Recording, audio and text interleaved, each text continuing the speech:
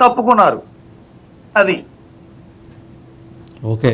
శివపార్వతి గారు, సో ఈ అంశంతో పాటు మరో అంశం కూడా తెర మీదకి వచ్చింది. ఎందుకంటే మనం గడిచిన వారం 10 రోజులుగా చూస్తూనే ఉన్నాం. ఋతురాగాలు లాంటి సీరియల్ దువ్వాడ శ్రీనివాస్ గారు దివ్యల మాధురి గారి ఎపిసోడ్లో కొత్త అంకం. ఇప్పుడు మాధురి గారి భర్త అక్కడి నుంచి స్టేట్మెంట్ ఇవ్వటం ఆయనది కూడా చూశారు. సుభాష్ చంద్ర మహేష్ ఆయన చేత ఎవరైనా ఈ కామెంట్స్ తెప్పించారా? అనవసరంగా మాధురి గారిని వివాదంలోకి లాగుతున్నారు అని చెప్పేసి ఆయన మాట్లాడారు.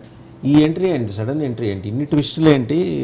ఈ ఎంట్రీ ద్వారా మరి దువ్వాడ ఫ్యామిలీ వైపు నుంచి ఆ దువ్వాడ గారు చెప్పాలనుకుంటున్నది ఏంటి, లేకపోతే మాధురి ఫ్యామిలీ చెప్పాలనుకుంటున్నది ఏంటి? ఇందులో ఏమన్నా పొలిటికల్ గేమ్ వెనకాల ఉంటుందని మీరు అనుకుంటున్నారా?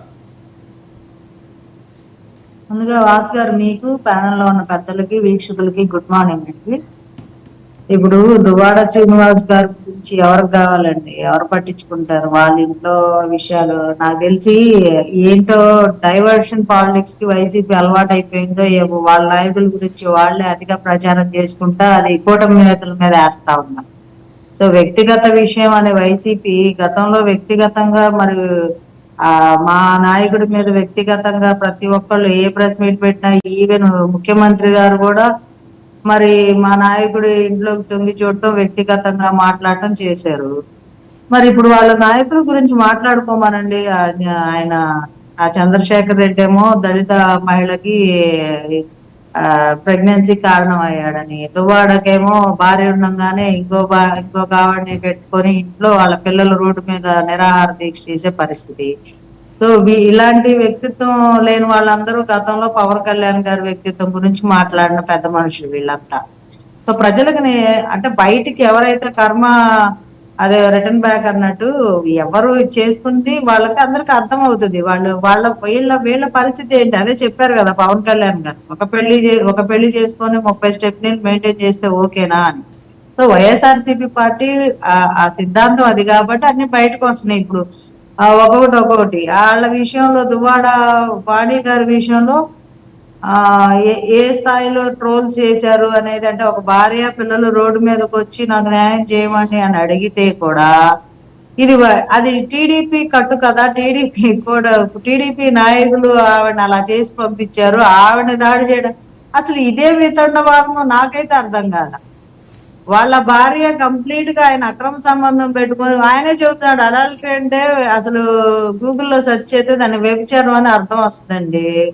మేము అడల్టరీ చేస్తున్నామని వాళ్లే ఓపెన్ గా చెబుతుంటే ఈ దివ్యల మాదిరి వాళ్ళ భర్త వచ్చి మా ఆవిడ మీద నిందలేస్తున్నారని ఆయన అంటాడు. ఆవిడే ఆయనతో ఉంటున్నాను, నేను ఆయనతో అడల్టరీ చేస్తున్నాను, ఆయన నాకు ఫిలాసఫరు గైడు అని ఆవిడ వచ్చి స్టేట్మెంట్లు ఇచ్చింది. మళ్ళీ ఆవిడే నన్ను ట్రోల్స్ చేస్తున్నా. ఇప్పుడు బయటకు వచ్చి స్టేట్మెంట్ ఇచ్చాక ట్రోల్స్ ఏముంది? అందులో నువ్వు చెప్పిన దాన్నే ప్రచారం చేసుకుంటున్నాయి. వాళ్ళందరికీ యూట్యూబ్ ఛానల్స్ కావాల్సింది స్టఫ్, మంచి స్టఫ్ ఇచ్చింది.